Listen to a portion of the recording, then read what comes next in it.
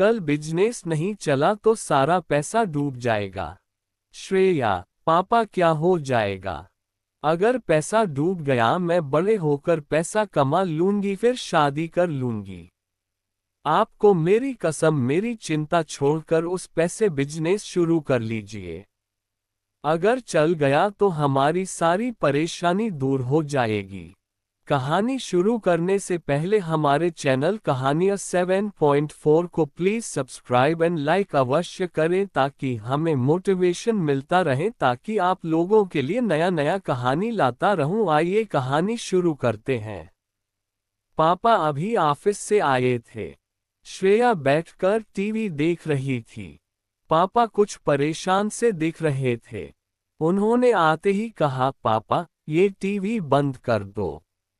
श्रेया, जी पापा, क्या बात है, आप कुछ परेशान से लग रहे हो? पापा, कुछ नहीं बेटी, जा एक गिलास पानी ला मेरे लिए। यह आवाजें सुनकर किचन में काम कर रही शालिनी जी पानी लेकर आई और श्रेया से कहा, शालिनी जी बेटा जरा जाकर किचन में देख, मैंने सब्जी बनने रखी है। मैं अभी आती हूँ। श्रेया अंदर चली गई।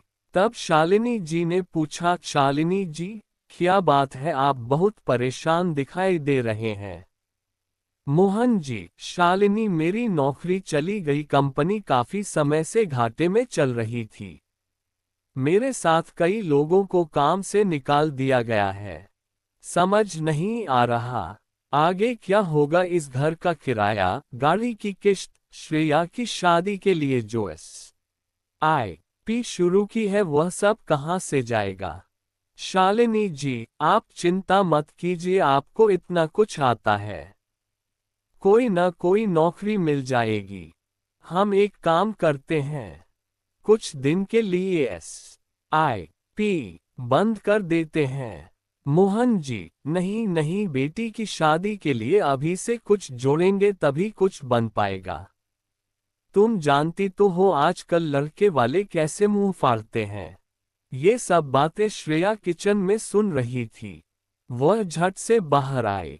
श्रेया, पापा आप मेरे लिए पैसा जोड़ना बंद कर दो, इसकी दो वजह हैं। एक तो जब तक मैं अपने पैरों पर खड़ी नहीं हो जाती शादी नहीं करूंगी। दूसरी, मैं ऐसे लड़के से शादी करूंगी जो दहेज नहीं लेगा। अपनी नन्ही सी बेटी की बात सुनकर मोहन जी हंस पड़े। मोहन जी, बेटी अभी तू केवल 10 साल की है और दादी की तरह बातें करती है। चिंता मत कर, मैं तेरी शादी बड़ी धूमधाम से करूंगा।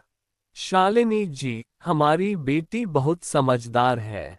ये बिल्कुल सही कह रही है। ये कहकर तीनों हंसने लगते हैं। घर का माहौल खुशनुमा हो जाता है। अगले दिन सुबह मोहन जी तैयार हो रहे थे। तभी शालिनी जी ने पूछा, शालिनी जी आप सुबह सुबह कहाँ चल दिए? मोहन जी, वो आज संडे है, अपने कुछ दोस्तों से मिलने जा रहा हूँ। शायद कहीं नौकरी का इंतजाम हो जाए। उनके जाने के बाद शालिनी जी फोन पर अपने भाई से बात करने लगी। वो रो रही थी, शालिनी जी भैया ये किसी को कुछ बता नहीं रहे हैं, लेकिन बहुत परेशान हैं। क्या करूं कुछ समझ नहीं आ रहा, अगर इन्हें जल्द नौकरी ना मिली तो न जाने हमारा क्या होगा। श्रेया अभी अभी स्कूल से आई थी। वह मम्मी से खाना लेने आ रही थी। तभी गेट के पीछे से उसने सारी बातें सुन ली। उसके लिए ये सब नया था। उसे सारी बातें समझ में आ रही थीं। उसके मम्मी पापा कितने परेशान थे। अगले दिन मोहन जी घर में बैठे थे। आज श्रेया की छुट्टी थी। घर का माहौल एकदम शांत था, कोई किसी से बात नहीं कर रहा था।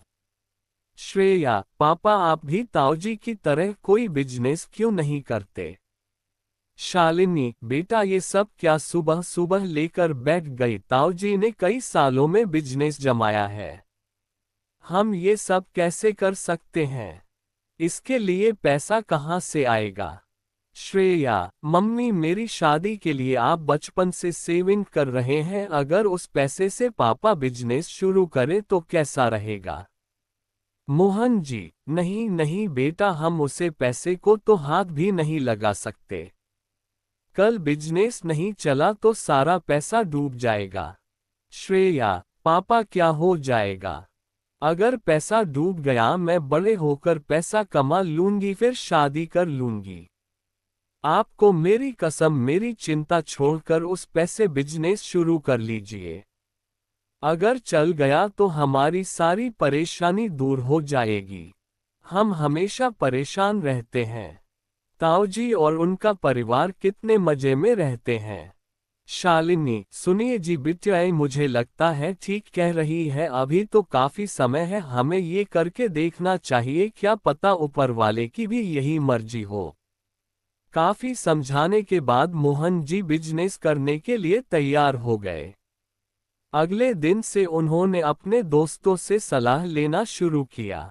कुछ ही दिनों में उन्हें बिजनेस के लिए आइडिया मिल गया। उन्होंने बिजनेस शुरू कर लिया। शुरू में बहुत परेशानी आई, लेकिन धीरे धीरे उनका बिजनेस अच्छा चलने लगा। पूरा परिवार बहुत खुश था। धीरे धीरे समय बीतने लगा। श्रेया ने बड़े होकर अपनी पढ़ाई पूरी की और फिर वह पापा का बिजनेस संभालने लगी। एक दिन श्रेया ने पापा से कहा, श्रेया पापा, अब आप आराम कीजिए, इस बिजनेस को अब मैं संभाल लूंगी। मोहन जी, लेकिन बेटी अब तो तेरी शादी का समय हो रहा है, 1-2 साल में तेरी शादी करेंगे, फिर तू अपने घर चली जाएगी। तब ये बिजनेस मुझे ही संभालना पड़ेगा। श्रेया, नहीं पापा, ये बिजनेस मैं संभालती रहूंगी। मैं उसी लड़के से शादी करूंगी जो मुझे ये सब करने के लिए राजी होगा। मोहन जी और शालिनी ने बहुत समझाया, लेकिन श्रेया नहीं मानी। मोहन जी अब घर पर ही रहते थे। वे कभी कभी ऑफिस चले जाते और फिर वापस आकर घर में बैठ जाते थे। लेकिन उन्हें अभी भी श्रेया की शादी की चिंता सताती रहती थी। एक दिन उनके घर के बाहर एक बड़ी सी कार आकर रुकी। उसमें से एक सज्जन अपनी पत्नी और बेटे के साथ आए। उन्होंने आकर मोहन जी से बात की। सज्जन, मोहन जी, हम काफी समय से आपकी बेटी के साथ बिजनेस कर रहे हैं। आपकी बेटी हमें बहुत अच्छी लगी। मैं अपने बेटे की शादी आपकी बेटी से करना चाहता हूं। अब यही मेरा बिजनेस संभालता है। मोहन जी, जी ये तो मेरा सौभाग्य है, लेकिन मुझे श्रेया से पूछना पड़ेगा।